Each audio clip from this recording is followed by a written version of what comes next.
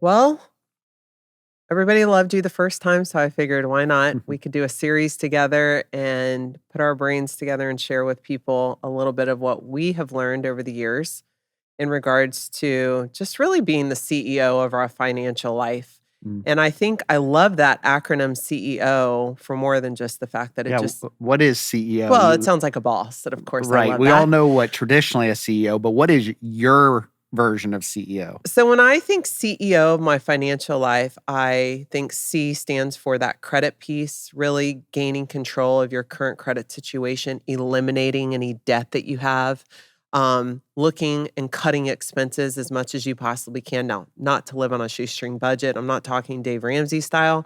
I'm talking just being smart, right? Cutting unsecured debt. Mm-hmm. And then the E, I feel, stands for earning more money, which I Right. think we all can get stuck in a box sometimes. Like, is this as good as it gets? And this Right. is all I'm worth.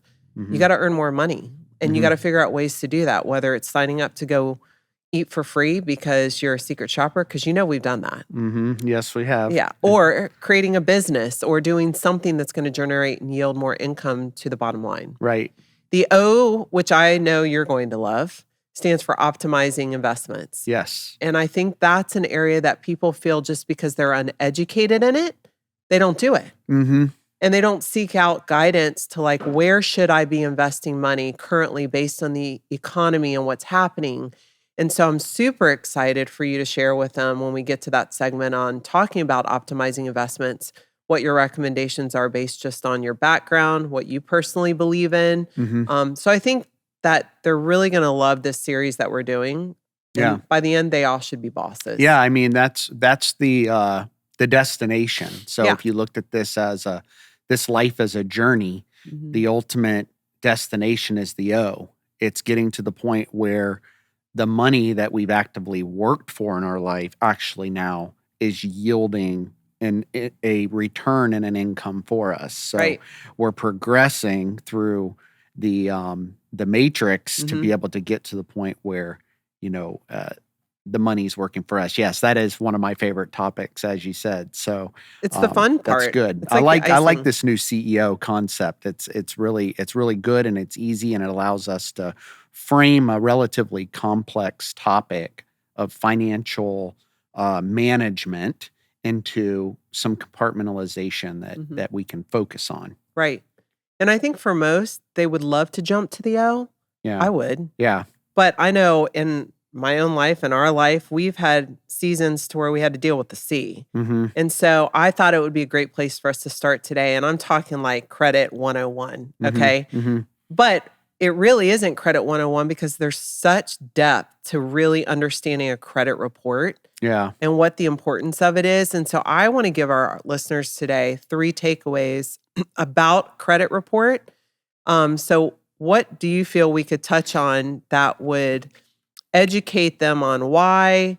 What are some things about the credit report that you feel they should walk away with today?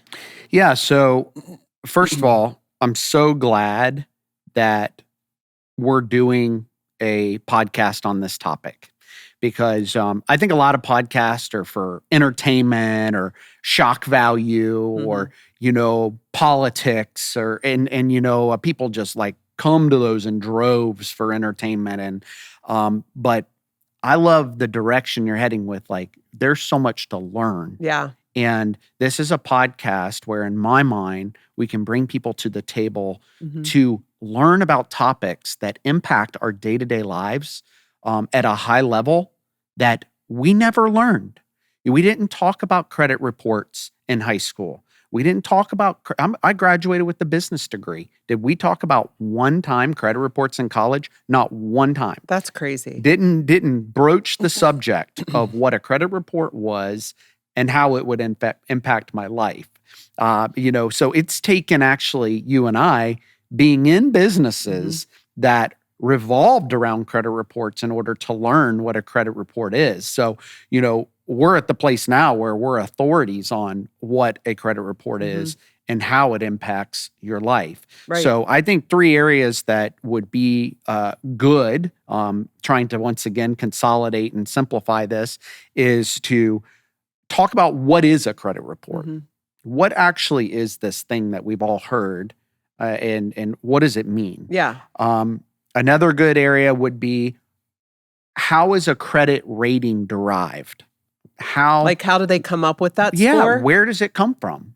Where does it come from? Mm-hmm. And the last one would be, what impact does my credit score have on my borrowing capability? That's a good one. And so I think that, we should just start at the very basics of, what is a credit report? What is that? Yeah. So I'm asking you, Okay, what is well, a credit report? I have to be honest. I think it is this number. I used to grow up thinking, because we heard our parents say, your credit score is everything. It's like this magical number that defines you, right? But over the years and just being in the business with helping so many people with their credit card debt, what I've come to realize is you could have a 700 plus credit score and still not get approved for anything because certain ratios are out of whack. So I know that a credit report in general is a way that a financial institution will rate you based on what they should lend you, right? So they're going to look and say, we're going to lend to Mary because Mary has X amount of trade lines. She's had excellent payment history. And that is what they're looking at. And out of that data is where that score is derived. But what I have learned is that there's a reason they use 3 bureaus. Do you know what it is? Well, yeah. So basically, there is a rating system based on your bill payment history. Right. And the 3 bureaus is intended to create an average. So we don't want any one bureau to have full say on whether someone's creditworthy or not. It could have errors in it. It could be wrong. It could say you missed a payment when you didn't. So there's 3 looks. It reminds me of getting an appraisal on a house to buy it. A lot of times the bank will order 3 appraisals, and what they want to do is say, we're going to drop out the low one, we're going to drop out the high one, and it's probably that one in the middle. Similarly with the 3 bureaus, so that creditors have a fair way of looking at your bill payment history and not just one bureau's opinion. Well, I agree. I think that the 3 is just to keep it fair. It's actually called the Fair Isaac Corporation, which I never knew FICO. that. FICO. Yeah. So the credit score is your FICO score. And what I do also know is that that is specifically what a bank will look at when lending for a purchase of a home. They care more about that score and actually give you an interest rate based on where you land in your score. I find that so interesting. Yeah. I mean, you can buy the same house as a friend of yours with a higher credit score and pay $50,000 more. Yeah. How does that work? Well, I think that in order to understand this, I love history. So I always like to go backwards in order to see what got us here. Right. And, for thousands of years, lending was done based on collateral. It's like, you want to borrow money from me, what are you going to put up? What are you going to put up to make sure I'm going to get paid back? And, that may have been a portion of your farm. It may have been a portion of your crops. It may have been a piece of equipment that you had that it was important, your hoe. Yeah. At one time, it was people. People were collateral. If you look in the Old Testament,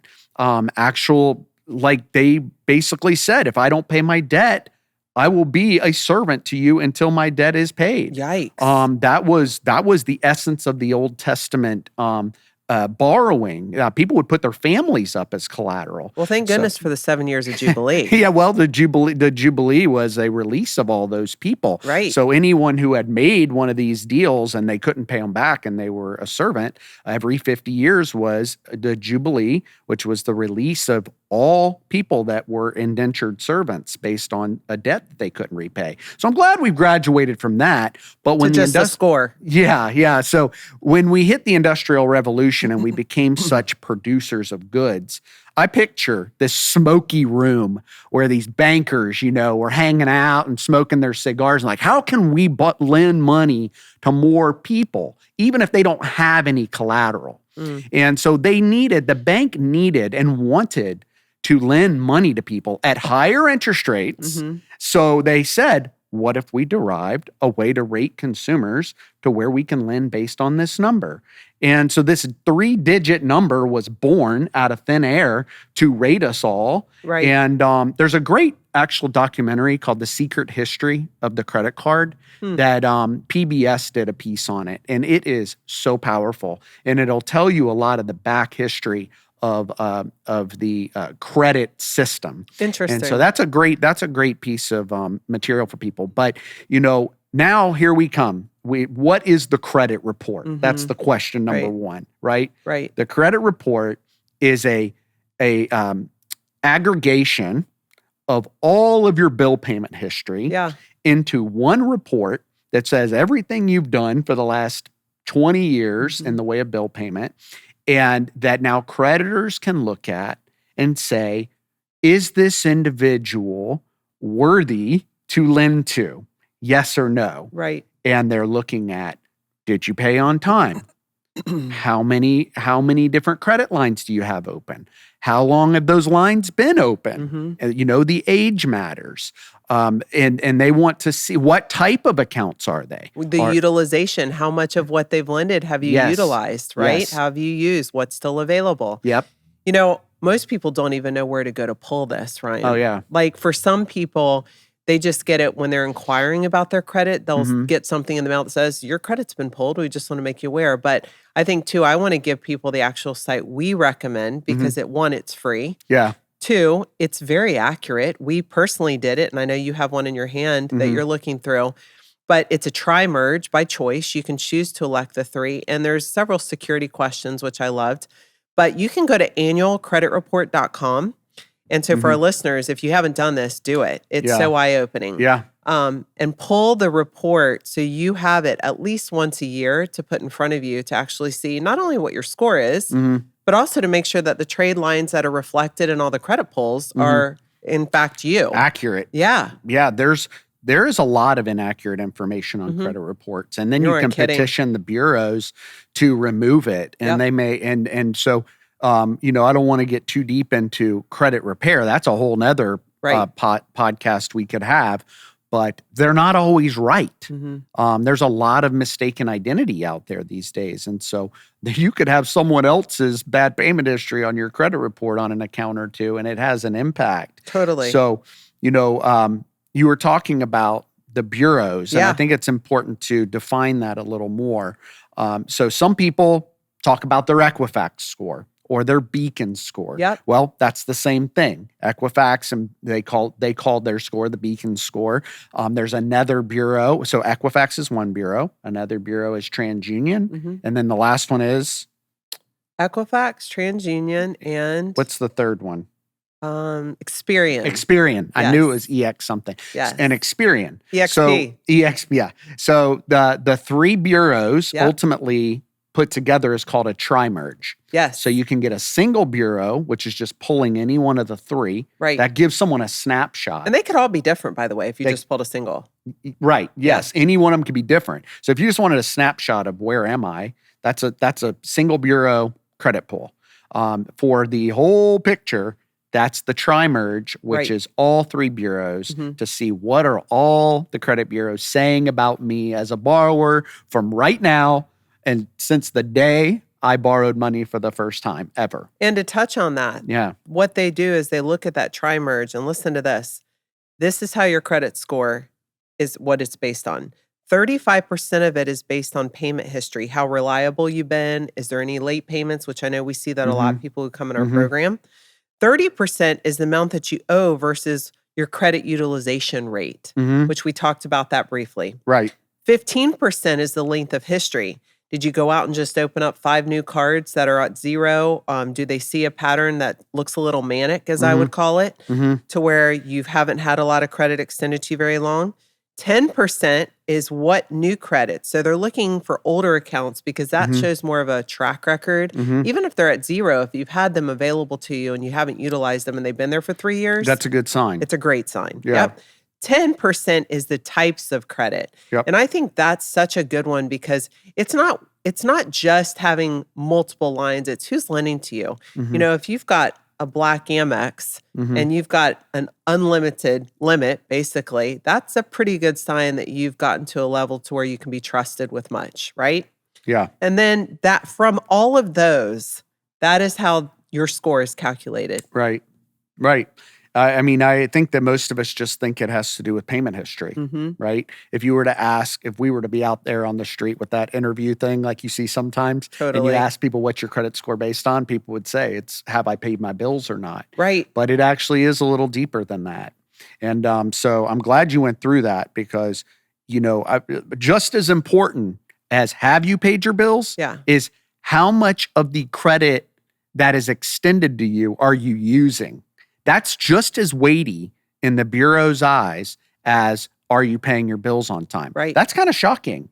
So if I have a $30,000 credit limit with MasterCard, right? And I only have a $2,000 balance, like 30% of their decision about your score says, wow, got a lot of credit extended to this individual, but they're not maxed out. They're not at the end of the scale. Like that's a good sign that they're a good credit manager. Right. They're managing their responsible. finances responsibly. They're CEO. Yeah, that's a really good point. Yeah, and we have a lot of people. I did some calls earlier this week, some individuals, and one thing I kept hearing them say was, my credit's great, even though I'm almost 80% maxed out on my utilization rate. And I said to them, listen, if you are maxed out over 75% of what a bank's allotted you to use, your credit score is dropping every day.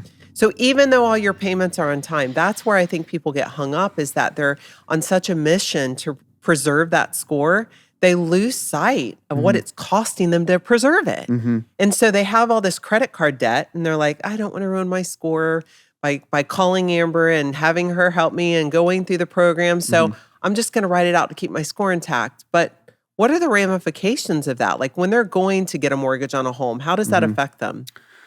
Well, it's a big deal. And I had actually a little documentation to prove the impact it has because ultimately credit score is going to be a driver in the interest rate that one is given when they go to borrow, whether it's for a house, a car, or a credit card. Yeah. The higher your credit score, generally the better interest rate you're going to get.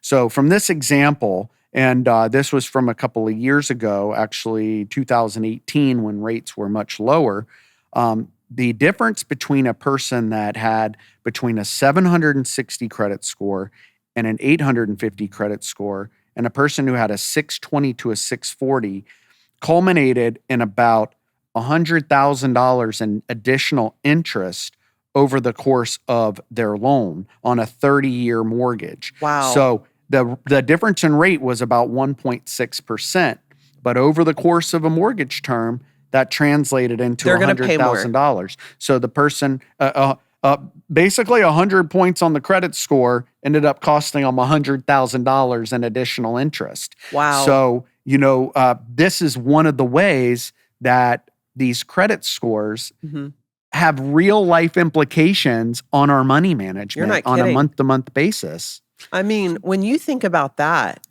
it makes you actually want to take on getting your credit score to a certain level like a business. Because the truth is that if you can make $100,000 by just managing your credit score properly, like I can see the power, especially with when we get into optimizing investments and purchasing investment properties. Yeah. That really can play a big role. Well, let's not forget the biggest reason we're doing this. The biggest reason we're doing this is to educate consumers. Yeah. I've said from day one that these industries have a tinge of predatory type behavior. Totally. And so what do they prey on? Every predator has its prey. And in this case, what they prey on is consumer ignorance. The less we know, the more susceptible we are to fall into a predator's trap.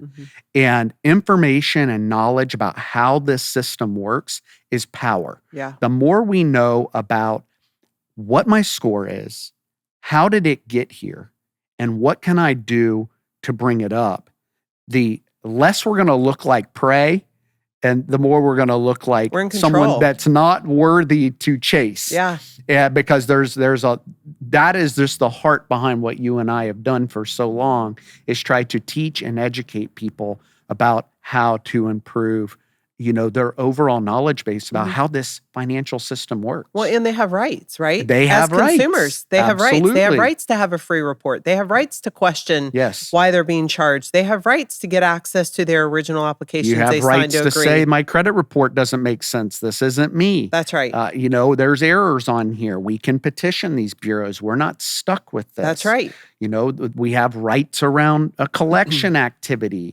There is a lot of laws on the books to protect us as consumers. But if we don't know those laws and we're not acquainted with the mechanisms of control, then we will be subject to basically taking whatever hand they deal us. Totally. So I think we can do better than that. Well, it just goes back to the saying we know in every area, which is knowledge is power. Mm-hmm. And I will say that for people who are struggling with credit card debt, one of the best things you can do for yourself and one of the hardest things you're going to do is actually pull the credit report, right? See it in black and white. They're such an ostrich. They would rather not know the big picture, but it is such a powerful exercise. So if you're somebody out there that you do have credit card debt and you didn't open that mail for a long time, go to annualcreditreport.com, pull the report, set up a clarity call with me. Let's talk through it and start to improve that score, because ultimately, while you think it's costing you a lot now, it's going to cost you so much more when you really decide to clean up your side of the street. Yeah, and I actually,